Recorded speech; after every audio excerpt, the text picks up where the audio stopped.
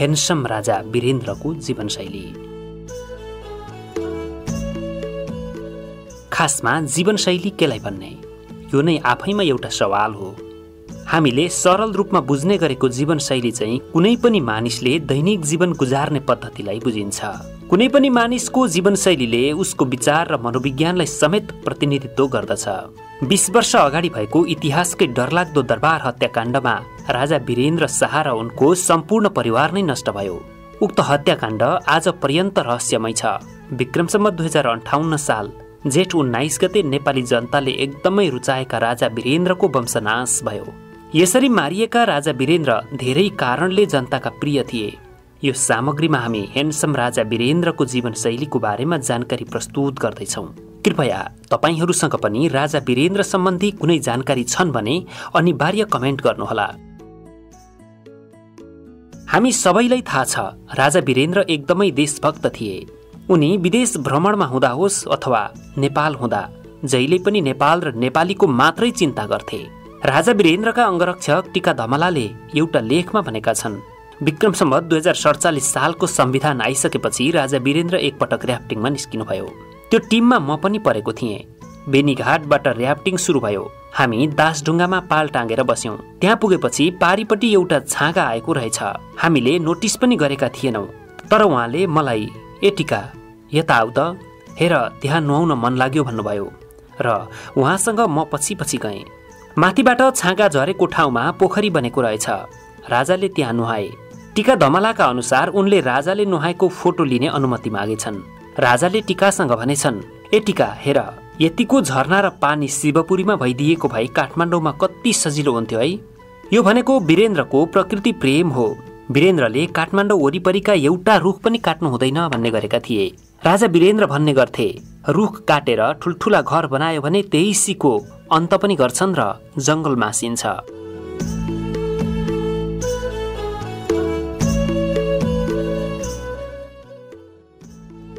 पर्यटकीय गतिविधिले पर्यावरणमा समेत असर पर्छ र वरिपरिका रुखहरू सकिन्छन् भनेर नागार्जुन र शिवपुरी जलधारामा पर्यटकीय क्षेत्र विकास गर्न स्वीकार गर्दै पर्खाल लगाएका थिए।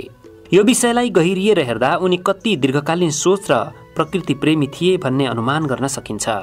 राजा वीरेन्द्र देश भ्रमणमा बारम्बार निस्कने गरेको हामीले सुनेका र कतिले त देखेका पनि छौं। तर पनि उनी बिना काममा कतै पनि घुम्न जाँदैन थिए। विदेशमा विभिन्न भ्रमणमा जाँदा पनि नेपाललाई आवश्यक पर्ने भए मात्र भ्रमणमा जान्थे। टीका धमलाले धेरै पटक भनेको एउटा कुरा हामी फेरि पनि सम्झिन्छौं कि एकपटक राजा वीरेन्द्र थाइल्याण्डको पहाडी इलाकामा घुम्दै थिए। त्यहाँ हाते ट्र्याक्टरले खेत जोतेको देखेर उनले गाडी रोकेर निकै बेर निहालेर भनेका थिए, नेपालमा त योभन्दा पनि सानो ट्र्याक्टर चाहिन्छ अनि कृषि राम्रो हुन्छ। गोरु जोत्ने प्रविधि अब पुरानो भयो, नयाँ नयाँ प्रविधि आउनुपर्छ। राजा वीरेन्द्र किताब पढ्न बहुत रुचि राख्थे। उनीसँग किताब पढ्ने सोख नै थियो भने पनि फरक पर्दैन। उनी इतिहास सम्बन्धीका पुस्तकहरू पढ्न खूब रुचाउँथे।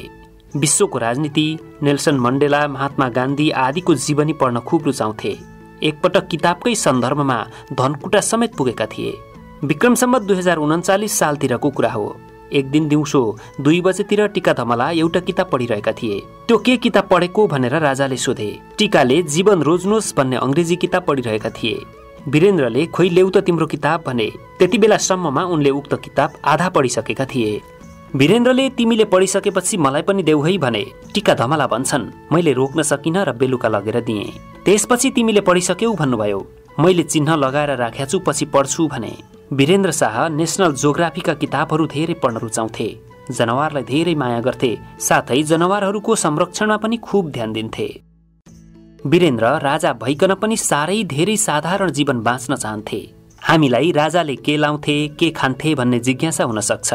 हामी कल्पना पनि गर्न सक्दैनौं कि राजाले सामान्य गरीब जनताले जस्तै खाना खान्थे भन्दा। तर राजा वीरेन्द्र सामान्य लाउने र खाने गर्थे। धेरैजसो उनी नेपालमै उत्पादन भएका कपडाहरू लगाउन मन पराउँथे। उनको एउटा सपना थियो, बाहिरबाट ल्याउने भन्दा नेपाल भित्रै केही गर्नुपर्छ भन्ने। लवाई र खवाई दुवै उस्तै साधारण थियो। राजा वीरेन्द्रलाई हाँडीमा भुटेको मकै एकदमै धेरै मन पर्थ्यो। खानामा साधारण दाल भात तरकारी नै रुचाउँथे।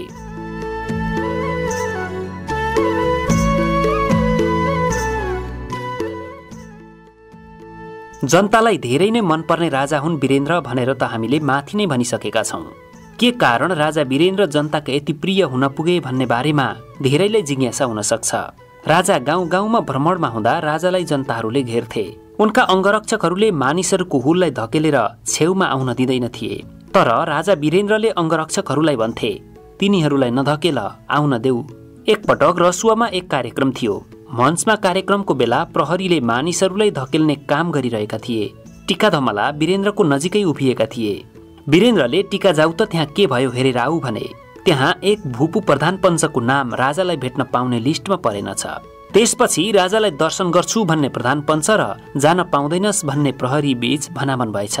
टिका धमलाले यही कुरा सुनाउँदा वीरेन्द्रले भने, तिमी आफै लिएर आऊ, म सबैभन्दा पहिला उनैलाई भेट्छु। कुनै पनि बलियो मान्छेमाथि यसले केही बदमास गर्छ कि निर्धालाई दमन गर्छ कि भनेर उनी शंका गर्थे र निमुखालाई अत्याधिक माया गर्थे। राजा वीरेन्द्रको बिहान चाँडै उठ्ने बानी थियो। उनको सिद्धान्त नै थियो जम्मा 6 घण्टा सुत्नुपर्छ भन्ने। हुन पनि उनी 6 घण्टा मात्र सुत्थे। दरबारमा हुँदा शनिबार बाहेक आइतबारदेखि शुक्रबारसम्म बिहान जहिले पनि 1 देखि 2 घण्टासम्म हिँड्न निस्कन्थे। पौडी खेल्न र लेखनमा उनको विशेष शोक थियो। नेपाली जनताले मात्रै होइन, उनलाई घोडाले पनि चिन्दथ्यो। तबेलामा जान लाग्दा घोडा आफै गेटसम्म आउँथ्यो। राजा वीरेन्द्रको पारिवारिक माहौल एकदमै राम्रो थियो। उनी बच्चासँग दिनको एकपटक खेल्ने गर्थे। दिपेन्द्र, श्रुति र निराजनलाई ठूलो मान्छे जाँदा दर्शन गर भनेर सिकाउँथे। झगडा गर्नुहुन्न है भनेर सम्झाउँथे।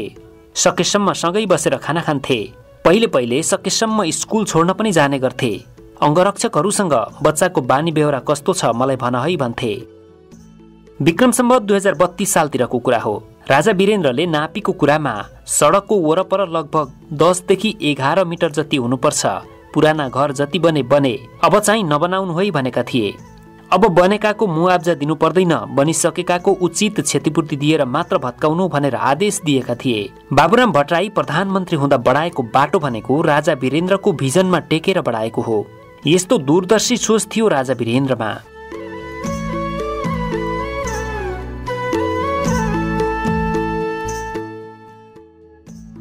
विक्रम सम्वत 2045 सालमा भूकम्प गएको बेला गृहमन्त्री थिए निरञ्जन थापा।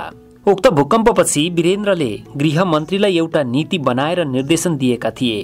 काठमाडौँमा घर बनाउँदा धेरै गहिरो ठाउँमा नबनाउनु, पोखरीको छेउमा घर नबनाउनु, घर बनाउँदा माटोको परीक्षण गरेर मात्रै बनाउनु। उनले भने जस्तै 2072 सालमा भूकम्प जाँदा सबैभन्दा धेरै क्षति बालाजु क्षेत्रमा भयो, जुन गहिरो ठाउँमा छ। राजा वीरेन्द्र आफ्नो सुरक्षा आफैले गर्नुपर्छ भन्थे। हरेक ठाउँको सुरक्षा आफ्नै नीति अनुसारको हुन्छ। हामीले धान्ने किसिमको नीति बनाउनुपर्छ भन्थे। उनी आर्मीको तालिममा धेरै इच्छा राख्थे। विदेशी आर्मीहरूको तालिम पनि अध्ययन गर्थे। राजा वीरेन्द्रलाई यो देशको एक युग पुरुष मान्न सकिन्छ। यो देशको नीति र नियम निर्माणको काममा उनी सक्षम देखिन्छन्। उनले संयुक्त राष्ट्र संघमा नेपाललाई शान्ति क्षेत्र घोषणा गर्ने प्रस्ताव लगेका थिए। सबै देशले उक्त प्रस्ताव स्वीकार गरेका थिए, मात्रै भारतले अस्वीकार गरेको थियो। उनले राज्य अभिषेकमा नै शपथ लिएका थिए कि नेपाल एउटा शान्ति क्षेत्रको लागि उदाहरण बन्नेछ। फ्रान्सका राष्ट्रपति एक दिनको लागि नेपाल भ्रमणमा आउँदा उनीसँग नेपाललाई जोन अफ पीस बनाउने बारेमा समेत छलफल गरेका थिए। उनीसँग राजा वीरेन्द्रले जोन अफ पीस नेपालको मात्र नभएर भविष्यमा विश्वमा सुरक्षाको निम्ति ठूलो रोल खेल्छ भनेका थिए। दुर्भाग्य भन्नुपर्छ, त्यो बेला 116 देशले त्यसलाई सम्मान गर्दा भारतले त्यसलाई इन्कार गरेको थियो। तर अहिले आएर भने भारत र नेपालका केही भूतपूर्व प्रधानमन्त्रीहरूले यो भिजन राम्रो रहेछ भन्ने गर्छन्। 2047 सालको संविधान निर्माण हुँदा पनि उनले संविधानमै यो कुरा एक क्षेत्रमा राखी छोड है, पछि नेपाललाई काम लाग्छ, एउटा आधार हुन्छ भनेका रहेछन्। नेपाली जनताका ढुकढुकी राजा वीरेन्द्र जस्ता दूरदर्शी नेतृत्वदायी व्यक्तित्वहरूको नेपालमा फेरि पनि आगमन होस्। उनको आत्मालाई चिर शान्ति मिलोस्। हार्दिक श्रद्धाञ्जली।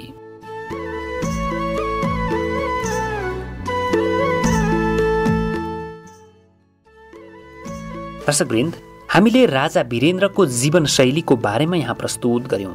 राजा वीरेन्द्र कस्तो जीवनशैली बाँचेका थिए, उनीप्रति देशप्रेम कसरी थियो, उनी कसरी सरल जिन्दगी बाँच्थे आदि इत्यादि कुरा हामीले यहाँ प्रस्तुत गर्यौं।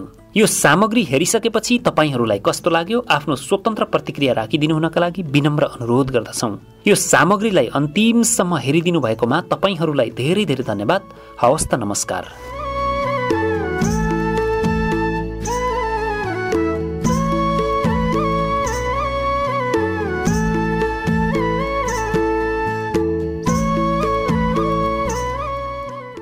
शब्दहरूको जादुमा मनोरञ्जनको सङ्गम थलैचा इन्टरटेनमेन्ट।